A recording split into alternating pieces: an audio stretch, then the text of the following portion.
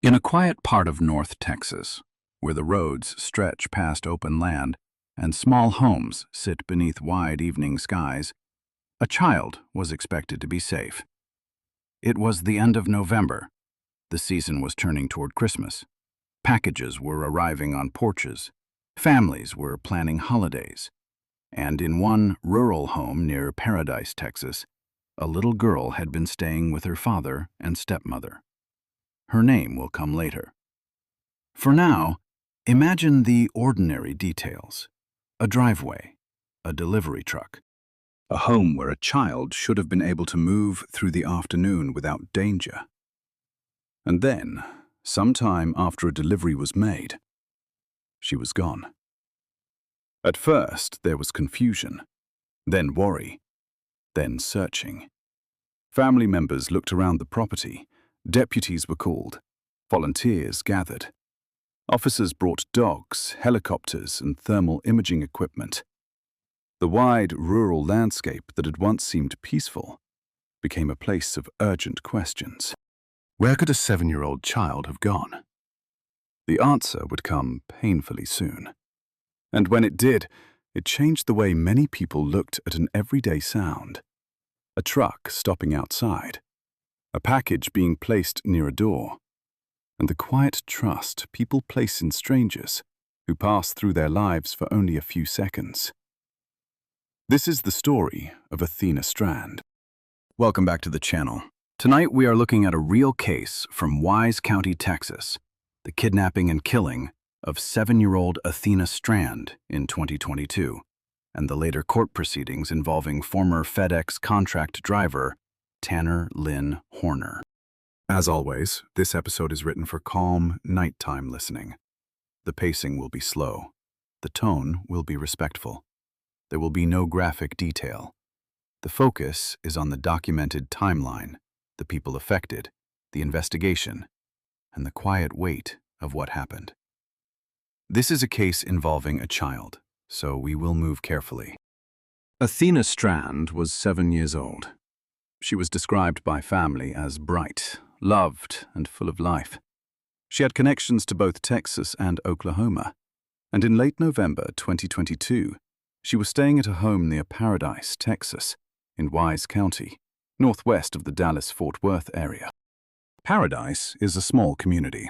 Rural roads, open spaces, and familiar rhythms shape daily life there.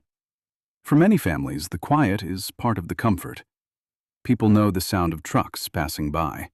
They know the distance between neighbors. They know that when a package arrives, it usually means something ordinary, a household item, a gift, or something ordered days before and nearly forgotten. On November 30th, 2022, a delivery was made to the family home. The driver was Tanner Lynn Horner, a man working as a contract driver for FedEx. Later reporting and court coverage identified him as a former FedEx driver or contract driver, depending on the wording used by different outlets. What matters most is that he was there in the course of a delivery. One package would become especially painful in the public memory of the case. Athena's mother later said the delivery included Barbie dolls meant as a Christmas present. That detail stayed with many people. Not because it explains what happened, it does not, but because it shows how close the ordinary and the devastating can sit beside each other. A holiday gift, a child, a delivery, a moment that should have passed unnoticed. Instead, it became the center of a search that would draw in law enforcement, volunteers, family members, and a community hoping for one outcome while fearing another. On the evening of November 30th, 2022, Athena Strand was reported missing from her family's home near Paradise, Texas. According to early reports, her stepmother contacted authorities after Athena could not be found. Wise County Sheriff Lane Aiken later said that more than 300 volunteers, law enforcement officers, dog teams, helicopters, and thermal imaging resources were involved in the search. At first, searchers treated the situation like a missing child case in a rural area. That kind of search is slow, careful, and exhausting. People check fields, they check sheds, they check ditches, tree lines, roadsides, and places a frightened child might hide. They call the child's name into the dark. They listen for the smallest response. But investigators soon found a different path. The focus shifted toward the delivery made at the home. Authorities said digital evidence and interviews led them toward Tanner Horner. Sheriff Akins said Horner confessed to abducting and killing Athena after making a delivery to the home. Athena's body was found on December 2, 2022, 2 days after she was reported missing. Reports placed the recovery area several miles from the family home, southeast of Boyd, Texas, near a river area. In the earliest official statements, authorities believed Athena died within about an hour of being taken. The details that followed in court were deeply distressing, and for this calm telling we do not need to repeat them closely. What is enough to understand is this. Investigators and prosecutors said Athena was abducted from a place where she should have been safe, and Tanner Horner later admitted responsibility in court. That admission would come years later.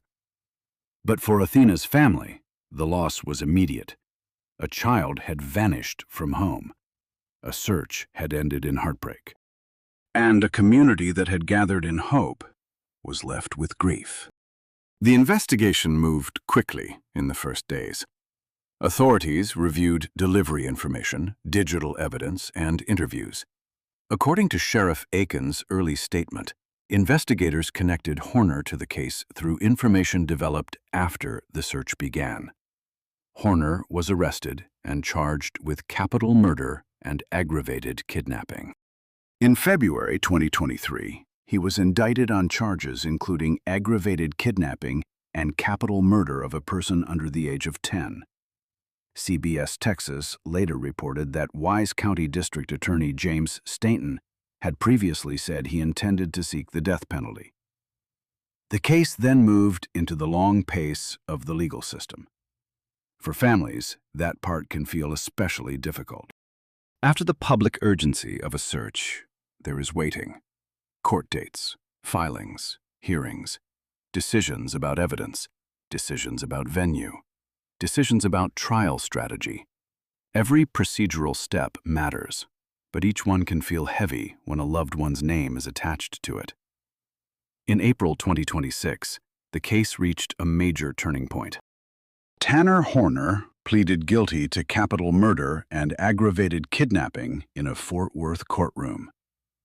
Because prosecutors were pursuing the death penalty, the proceedings continued into a punishment phase, where jurors would decide between life in prison without parole and the death penalty. During the punishment phase, jurors heard evidence about the crime and about Horner's background. News outlets reported that the state presented evidence from the delivery vehicle, including video and audio. Because this is a sleep-friendly script, we will not repeat the content of those recordings in detail. It is enough to say that they were described in court as extremely painful for Athena's family and for jurors. The defense also presented testimony related to Horner's mental health, background, and explanations he had given. People reported that a forensic psychiatrist testified Horner claimed Athena saw him using cocaine and that he feared consequences. The same reporting noted that this explanation differed from earlier accounts he had given. Those shifting explanations became part of the courtroom record. At different points, Horner had reportedly claimed that he accidentally struck Athena with his delivery vehicle and panicked. Prosecutors disputed that account, saying she was not seriously injured when he put her into the vehicle. The court process did not undo what had happened, but it did create a public record, a record of the timeline, a record of the plea, a record of the evidence, and a record of a family trying to speak for a child who could no longer speak for herself. This case is not unsolved. Tanner Horner pleaded guilty in April 2026 to capital murder and aggravated kidnapping in Athena Strand's death. But as of the latest reports available on April 30th, 2026, the punishment phase was still being reported as ongoing, with jurors tasked with deciding whether Horner would receive life in prison without parole or the death penalty. That means the central question was no longer whether Horner committed the crime. He had admitted guilt. The remaining legal question was punishment. For Athena's family and community, the broader questions were harder. How could this have happened during something as ordinary as a package delivery? How could trust be broken so suddenly? And how does a family continue after losing a child in a way no family should ever have to imagine? There is a kind of grief that becomes attached to ordinary things. For some people, after this case, a delivery truck was no longer just a delivery truck. A package on a porch was no longer just a package. A rural driveway at dusk was no longer simply a rural driveway at dusk. The story of Athena Strand is painful because it began in a place of everyday trust. A child at home, a delivery being made, a season when families were preparing for holidays and small gifts. And then, in a short span of time, everything changed. But Athena's story should not be remembered only through the person who harmed her. She was a child. She had a name. She had a family. She had a life before the headlines, before the courtroom, before the search teams and the news cameras. The facts of the case matter. The investigation matters. The guilty plea matters. The legal record matters. But beyond all of that, there is the quieter truth. Athena Strand was loved. And in the years after her death, the people who loved her carried her name into courtrooms, press conferences, interviews, and public memory. They asked that she not be reduced to a crime. They asked that she be remembered as a little girl whose life had value beyond the circumstances of her death. Tonight, as we close, we leave the case in that place, not with the man who took her life, but with the child at the center of the story. Athena, 7 years old, remembered in Texas, remembered in Oklahoma, remembered by her family, and remembered by many people who never knew her but heard her name and understood that a life so young deserved safety, tenderness, and many more years beneath the open sky. Thank you for listening with care. If this episode felt heavy, take a slow breath before you move on. Let the room around you become quiet again. Let the story settle gently, with respect for Athena and for everyone who loved her. Good night.